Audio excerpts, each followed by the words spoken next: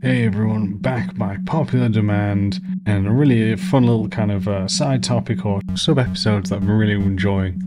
We're going to be going back and talking about what elements to focus on if you want to grow your career.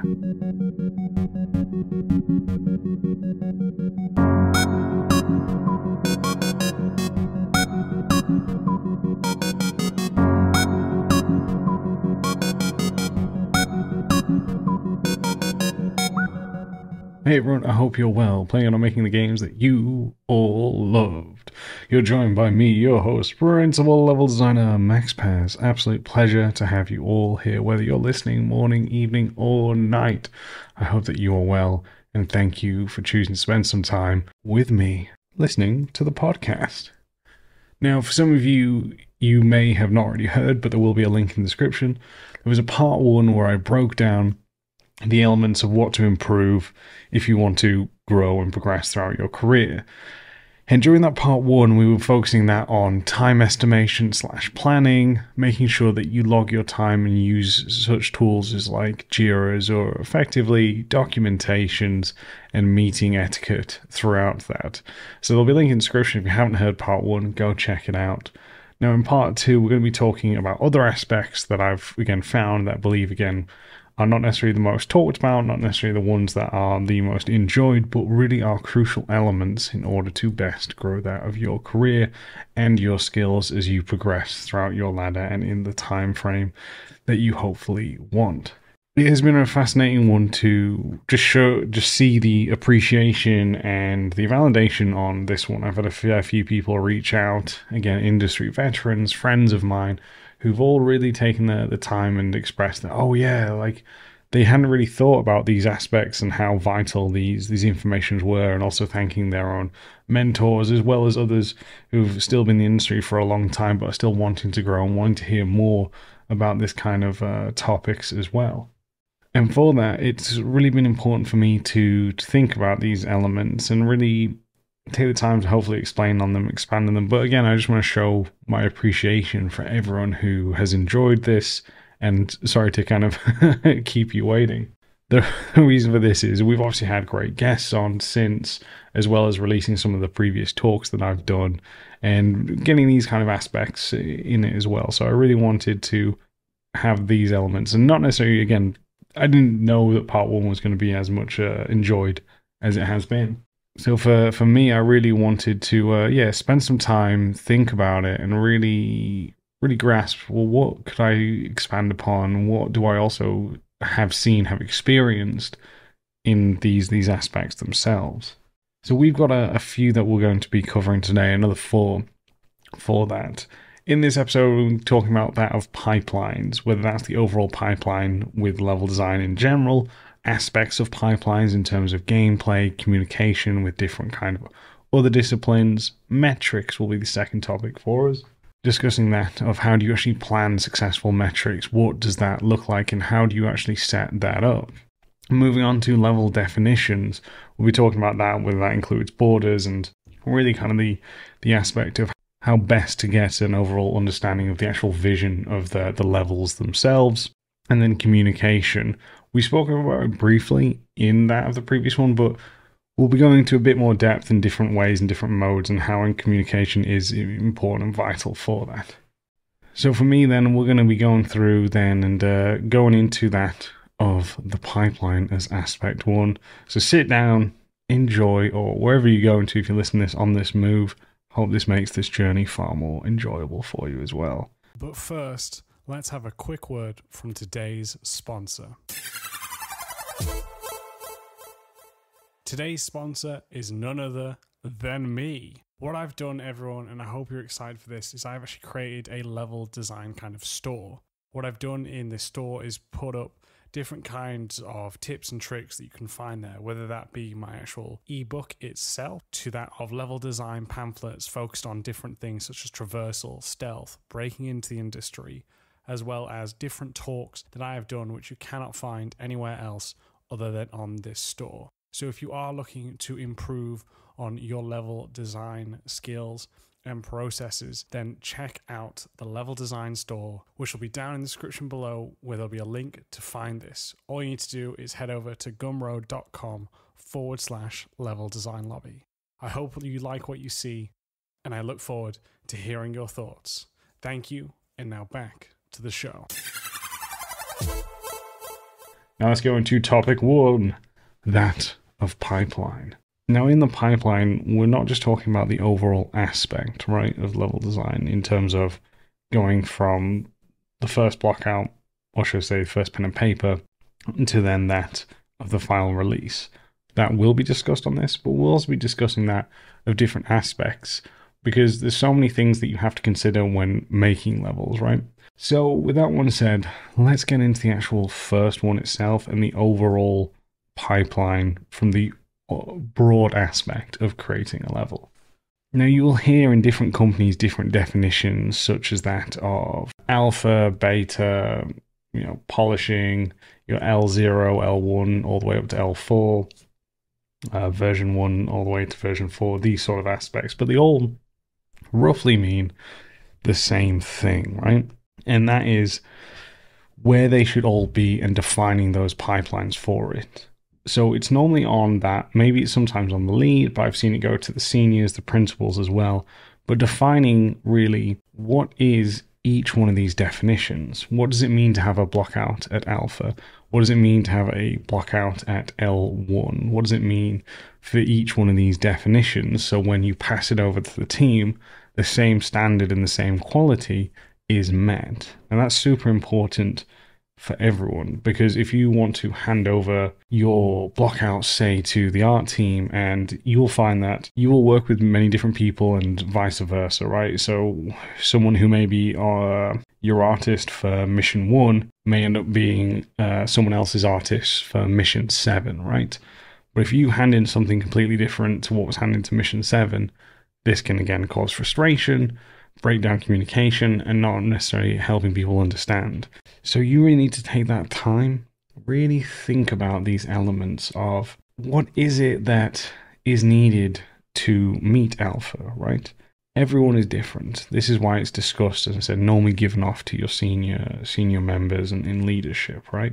It really has to come down to that aspect of defining that, right? For example, L0 or first pass sort of element normally is something to say do with that of just that of the basic blocks, right?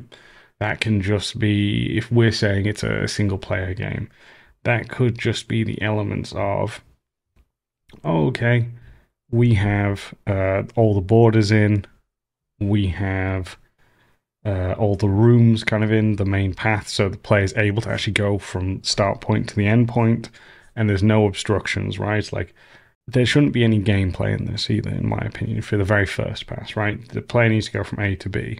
There may be things like sticky notes or text in the level to say this is where gameplay is, maybe some red blocks where enemies will be, elements like that. I'll also link to a great talk on Horizon, which was done by Blake Rebush. I hope I've said your last name correct there, Blake, mate. But he did a great talk showing all of that in Horizon as well. But yeah, that's kind of the first one, right? Then kind of the next one they'll be having functional gameplay, but it may not have everything working, right? For example, gameplay still may be in development. So for example, the player has to just press a button, right? You could just make the button go from red to green, then the door unlocks, right? Elements like that. But it's really on that of, again, senior members, leadership to define those. So think about that. And alongside that of the pipeline as well, right? It's not necessarily just that of the actual blockout phases, but it's also on you as a team to figure out what is the pre-production, right? Like, how much reference is enough? 2D maps, do you have them? Do you not? Again, each place is different. Each LD does things differently. These sort of elements first. Now, I'm an advocate more for 2D maps, just personally, just because it's easier to see the flaws in them and make changes, and it's much easier to beat that whole blank canvas syndrome. Others may not, right? And that's perfectly fine. But again, it's on you as a team to decide and debate, hey, is this worth it? And for example, how much detail you go into them. I've seen some which go use incredible tools that I think we've recommended this channel before. I've seen others just use Google Drawings. I've seen people just sketch on pads and paper and do that. But remember, when we're doing elements like this, it's not only just for us, it's for us to share, because there are normally documents that go on alongside, and again, you can share it with the artists or the other discipline members that will be working on this mission with you, right? And it's these, again, aspects that have to be decided when you're deciding that of the pipeline. Once you have, like I said, L0, alpha decided, you then move on to beta, to L1, L2, L3, right? These sort of aspects for it. But again, when you are given the task, really think about where the tools are, right, with this. As if it's a new IP, that's very different than designing for a sequel, because generally you find if your sequel, if things have been done rightly, right, like there's still issues with making sequels, but you should have a lot of the previous mechanics available to you, right, so that you can plug in. And it's a much higher starting point, right, in terms of being able to drag and drop versus a whole new IP where mechanics are being designed, discarded, redesigned, implemented, all of that comes alongside with it. So really having an understanding of that. And with that, again, you can take charge and help show your leads, your seniors that, hey, this is what I believe, send them over, explain why. The other thing is, and you have to remember this too, is when you're designing these aspects, right, the big one for it is, again, every LD is different. So what you'll find is, and this is where it's hard to keep track. So if you don't have this fully written down and really ingrained, you can find, and this is not a bad thing, but it's something just to, again, to be considered. Some LDs are more technically skilled than others, right? And some of them might use that technical knowledge in a great way to try help show, oh, this is where the mechanic will be, and and prototype something, whether that's a placeholder mechanic, placeholder scene, or animation, to help get the point across, which is in L0, where, for example, we just talked about, L0 doesn't have any gameplay in it, or if it does, it's just a switch of pressing a button, right? That's all. But the detriment is also the positive is, the positive shows that, hey, you've got one skilled team member who can hopefully educate the other team members to bring up their skill levels. But the other problem is they've now invested so much time bringing theirs past L0 phase that they now might have lost time on doing that on another level. But two is that stuff's going to be deleted and ripped off, right? And one of the things that I was told by a great LD, one of my design directors I've worked with, called Niles, and he's worked on Destiny, all the Halos, back at Bungie when Bungie were designing Halos, is he said something to me that was really smart. He's like, this obviously is a great thing to show skills, but when you hack things together, it ends up causing more issues, because the fact is the design team might see this, or someone who is design director or something like that might see that and go, well, hold on, this isn't how I planned it. Why is the gameplay design team not listening to me? And then cause backlash, right? So that's why it's important to drill these definitions down and decide them. Again, that's just a worst case scenario. That might not always happen. As I said, the other aspect is hey, you've found a really good possible candidate for a tech LD, but also a source of knowledge that can be then shared amongst the other team members. And we'll talk about this one a little bit later, but like reframing situations and solutions, I think is a really important part in your career as well. But again, these definitions should be communicated. The pipeline should be really made clear to your team, because again, the more that you have this, the more understanding you have, the more that your team can set up their projects correctly and they can be planned correctly. That, for example, everything needs to hit L0 in 2 months' time. Okay, is that doable? Now that we know what L0 means, yeah, because it's just getting paper design done and then blocking stuff out. And as long as we can run from the start to the end, great. But if it's, oh, well, we have 1 month and everything has to get to L2, well, no, that's not possible because we're missing gameplay aspects. We still haven't got all the tools needed for it. And it helps, again, in the long run. And the team all stands and the team delivers the same quality together, which, again, reduces confusion. So designing pipelines, being part of the pipeline discussion and understanding is perfect for that. So that's another really one aspect. And again, I just realized how long we spent talking on that point, but it is important. And it is such a crucial point for it. Because again, in the pipeline as well, it's not just setting that up, but it's understanding and connecting who does what as well. I'm seeing, especially more in AAA studios, there's more and more teams kind of expanding in the design, right? Like when I first started in Ubisoft, there wasn't such a thing as a quest designer, from my understanding. There was the LD, which was basically we had two separate ones, like your mission LD and your open world LD. The mission LD focused more on that narrative as well. But then going to CD Projekt Red, and now friends have gone from CD Projekt Red back to Ubisoft, there are quest designers in there as well. Not only that, but we now have combat designers, which are really crucial and really important too.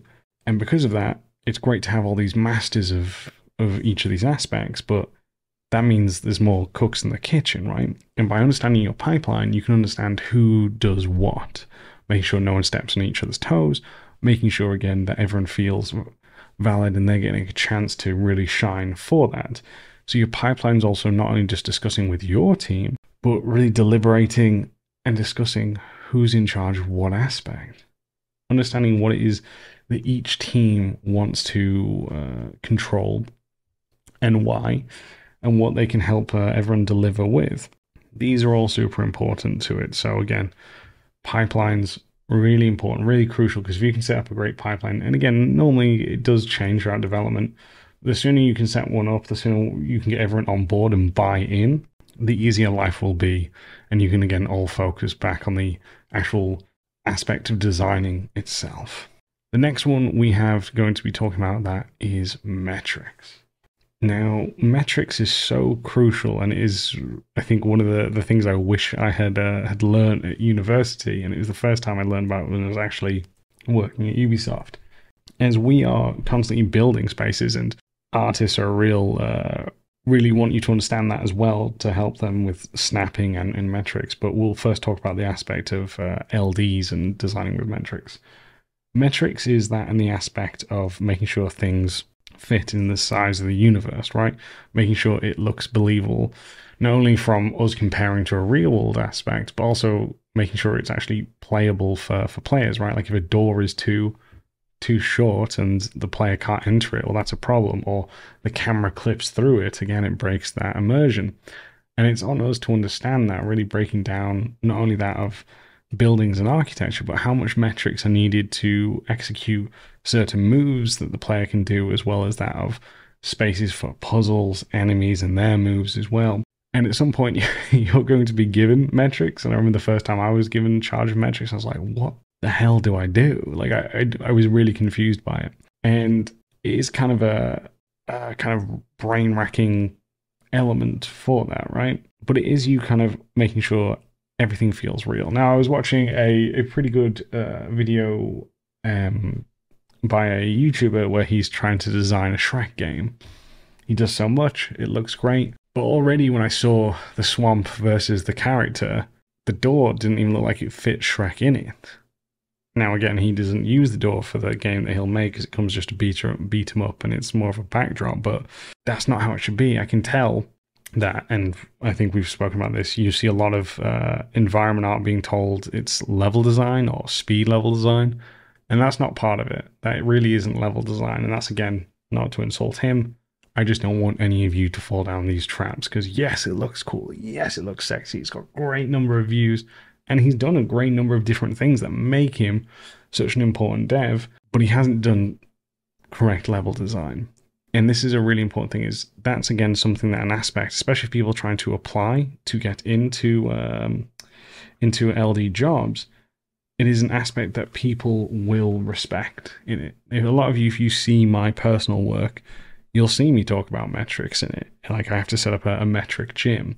And that's what you'll have to do. Now, normally we work in meters, sometimes we'll work in Unreal units, but generally it's meters we tend to use. I personally don't like to use Unreal units simply because they're just such big numbers that just feel so bizarre. But again, it doesn't mean you can't use them. It's just my personal preference for it. It doesn't mean that I don't use them either. But again, make sure you understand what it is that you're using for this. And then when you're given control of metrics, Well, great news, you're given control of designing them. And this is definitely a daunting task, but it's a very cool aspect to have, right? To really get a chance to learn and grow from it. And what I'd recommend for those of you who are doing it is create a gym. Now, some people don't know what a gym is, but really a gym is just a blank level that we can just throw stuff in to test. And all you're trying to do in this metrics gym is find what feels right? So think about placing a ruler on the floor. And this is why I always tell people it's so important to use gridded material when you're designing your levels, because that actually helps you figure out your metrics. Now, yes, does it look beautiful? Absolutely not. But it is important, it is crucial, and it does play a role in our jobs. When I go from that point then is you trying to figure out what's the overall best height to use, right? So you can set up, like I said, a ruler, so you can just put boxes that make a ruler, and then you can just time the speed of running from 1 meter to 20 meters, right? And you can play around with it, and then you can show to your team, okay, this is the one that I think feels the best. Explain why, let people test. It's really just a testing ground, a playground for people to use. When you're setting this up, you're not necessarily picking the best ones and then saying, these are the ones we use. It still goes into review, right? You still get to show, hey, to the seniors, to your leads, these are the ones that I think are best. You tell me, go from it there. But if we go for like the example of a jump height, we might go from example of 10 centimeters all the way up to 5 meters, right? Let's just say that like the player model can jump up these, and we'll play every iteration, and that's all going up in increments of 10 centimeters until we hit 5 meters, right? And we might go, the minimum jump should definitely be 1 meter, right? And the maximum jump feels best at 3 meters. At Level Design Lobby, we believe everybody has a story to tell. Hobbyist or student, freelancer or veteran, we made it our mission to unite those who share our passion for creating and developing great games. Thanks to our generous Patreon backers, we've been able to do just that. So if you've already pledged your support, thank you. If not, you too can ensure the future of Level Design Lobby, helping us to create even more exciting content, collaborations, interviews, and much more. With awesome perks and rewards, whether you're a seasoned professional or just getting started, you're sure to find something for you. Want to share tips, tricks, and advice with passionate, like-minded developers? Our awesome community Discord has you covered. Fancy practicing your level design, creating strong portfolio content, and having fun? Then try our level design weekends. Or perhaps you want to individually discuss your work, hone your skills, or level up your career? Then consider our one-on-one mentorships. If you share our vision, then go to patreon.com/Level Design Lobby for more information and to pledge your support. Thank you. So you may not need to show, when it comes to review, all those increments, because if we're going to increments of 10 centimeters from 10 centimeters all the way up to 5 meters, that's a lot. But you can then show, okay, these are the ones that I think are best. You tell me, what do you think? And that's all it really is. And it's the same with that of door width, door height, hallway widths. Which width do you think will best encourage combat, and which ones should we not use for combat? These sort of aspects. And again, you'll bring on artists just as much as you're bringing the other LDs, so they can understand, they can express their thoughts, because when we're blocking these out, we're only putting down that of cubes for walls and cubes probably for cover, right? But they'll be thinking about other aspects and assets that will come in, like chandeliers from the rooftops. How much space do they need? Okay, well, we need to make sure there's always an additional 20 centimeters on the roof, on the walls, right, to give them more breathing room. And from that, you'll play around and you'll get the best use for that. And it's really important to establish this. The next thing that comes from establishing metrics really comes down to making sure that it's clear what's usable and what's not, right? Like, if you think about a game that involves shooting or more action elements, right? The player, if again we're just using the metrics of meters, they couldn't tell you the difference when they're getting shot at, when they're running around, the difference between something like 4.4 meters and 4.6 meters, because there's so much action going on. They're not going to be able to read that. So we need to make sure it's very clear what is, for example, cover and usable for our gameplay and what isn't. So you don't want like multiple options, right? You don't want it to be, okay, cover ranges from 0.8 all the way up to 1.5, because they can't tell, right? They can't tell what's 1.6 and what's 70 centimeters. It's just not that visible. So you need to make it really clear, for example, of, okay, like in Division, low cover is 1 meter, high cover is 2 meters. Anything in between we don't use. It can't be used. All assets have to be within that range, right? And again, there's time to talk to your artist to, again, get them in. But it needs to be clear. So that's really important, again, is metrics not only there for testing, but also making it very clear for visual guidance. Maybe that's something we can talk about in part 3, designing visual cues and guidance. But that really is an important aspect, right? And if you are given the opportunity to work on metrics, it is daunting, especially if you've never had it before. I feel confident now, but by golly gosh, when it was my time to mess around metrics, I think I was just so confused. What did I build? As I said, I've seen people build obstacle courses that can help as well. But really, it is a test bed for you to just throw as many different numbers in there to find what you feel right, and then present the ones that you think are the best. Give the range of 3 to 5 options to that of seniors and leadership for that. But being in part of metrics is so vital, so crucial. It will come down to you at some point to probably make it, but also it affects your work. Even when you're making stuff, you'll be told to follow these aspects, right? And the metrics covers so much. As I said, we're just talking about the elements of architecture in these examples, but there is that of, as I said, gameplay metrics, cover buffers, readability, like so much that goes into it. Locomotion metrics, right? Like there is a lot that goes into that. Weapon metrics, God, yeah, like it is its own spider web of it, but it is an important one for you to learn. You may never even get a chance to, or, I mean, I say get a chance like it's necessarily a bad thing. Hey, if you can go your whole career with not setting it up, maybe that's a blessing. But the aspect you still have to take away, even if you're not involved in the creation side, is understanding them and mastering them, right? Really make it clear that, okay, I've got my rules and I must follow them. I must communicate them to, for example, if you're in charge of one district and your artist, you need to make sure that they understand that, hey, we already have these metrics, please follow them as well. As this can really be a really important thing, even if you don't design them. Showing that you can follow metrics, again, is a really important aspect to making good levels and showing your skills as an LD just as much as designing and developing them. So take that time, run with it for it, okay? I hope that's clear on the metrics front, because man, we're already at half an hour and we've just discussed that of pipeline and metrics, but I hope these kind of more thorough breakdowns are a good one for you as well. What I'll do now, because hey, I've just thought maybe let's just do a part 3, but let's finish off with the third point. We won't touch communication for this one just because I know the video is going a little bit longer. We're going to talk about that then of level definition, right? Now, level definition can cover a couple different forms.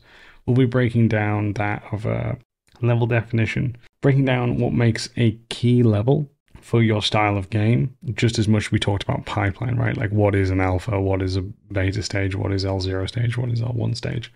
But what I mean is, for the example of the games that I've worked on, what is a Hellblade 2 level? What is a Cyberpunk level? What is a Division level? All of these are really important questions because, again, it's about unifying, making sure people all understand this on your team and not people aren't just designing how they see fit, but having clear, again, instructions for that. The other aspect of level definition, I'm getting those words wrong, level definition that I'm going to be talking about first, is that of what's more important to that of the game. You'll see a lot in, for example, Ubisoft games, because they're normally based in real world location, that believability is such an important and crucial part, right? We talk about that aspect of toilets, right?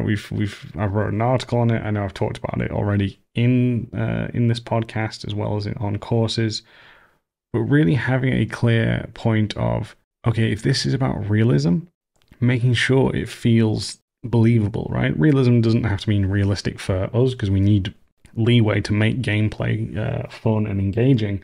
But thinking about, okay, well, where are the toilets? How would people use these spaces prior to, the shooting, the chaotic nature of the gameplay, right? If it's an office, we need to make sure we understand what goes into an office. If it's a computer office, we need to make sure there's desks with computers, servers, different kind of offices for that, for bosses as well. Places where the cleaners can go get their tools when they come round. Aspects of this, right? But if you want something that's more, should I say, gameplay focused, I mean, look at a game like Fortnite, right? They have so many different aspects in that map and their world now, but it's not necessarily based on super close to the realistic scale, right? It's more on the gameplay. Like if we had a whole scale based on left side is gameplay heavy, right side is realism. Fortnite is like 3/4 the way to gameplay, where if we say Far Cry or Division is more closer to that of realism, right? Not saying that one focuses on gameplay more, but the architecture, the space around them. And it's going to be on your lead, you, seniors, to figure out, well, how far do we push that line? How well do we walk that tightrope? And again, it'll all depend on the game and figuring that out, but you'll have to make prototypes again to think about, well, how do we best show this? It's not necessarily just having toilets placed in there or not having them placed in there. It's about having aspects of, well, how do we show this? I've been playing a lot of Mario Kart for the iPhone, right? And they have real world locations in terms of like Sydney, where else they have Singapore, and London, Amsterdam. But again, they're not going to be the real floor plans and urban design of these cities. They take aspects of it, right? Like in Sydney, they have the Sydney Opera House. They have the bridge. They have like the public transport with the trains going through. But the layout isn't really how Sydney is. So it's these kind of aspects where do you take the landmarks to sell the theme of the space and try compact it into those areas? Or do you actually, like we say, talk about Division, if that was based in Sydney, you just make a whole level in the Sydney Opera House, which takes more of the crucial floor plans, the actual believability of the space with it. It's these sort of things which you need to find out. And again, it's not always something that you'll be involved with. It comes to different people, different times, different projects. But you have to figure that one out. And that's one that I am still trying to figure out what's the best way to do it. Because what do we gain from going full gameplay? What do you gain for going more realism, right? And again, it depends. Like multiplayer, you don't have to really focus. Well, let me walk that back. Because Rainbow Six Siege really makes incredibly realistic locations, right? Because it's more about SWATs coming, dealing with anti-terrorist matters, right? Versus, say, that of Overwatch, right? But again, they're creating different feelings, but it is going to be very different from multiplayer versus single player as well. And it's on you to decipher the core pillars. It's on you to prototype, again, different layouts and figure out, well, is this crucial? Get it reviewed. Go, oh, look, guys, I've had a thought. We don't need to go this fine to realism because, for example, like in Fortnite, our character's a fish person, and now we're bringing in Naruto and Terminator. We don't need to worry about it as much, right?